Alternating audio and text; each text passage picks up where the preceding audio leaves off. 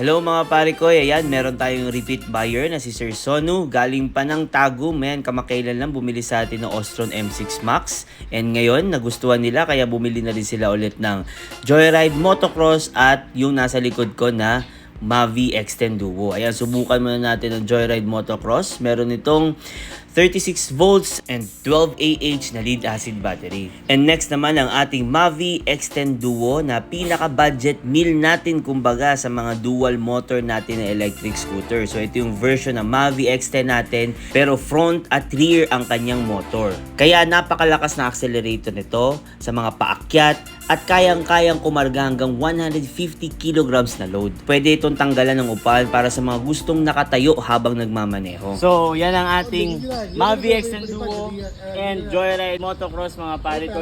So thank you Sir Sono, thank you Sir Sono. Ayos.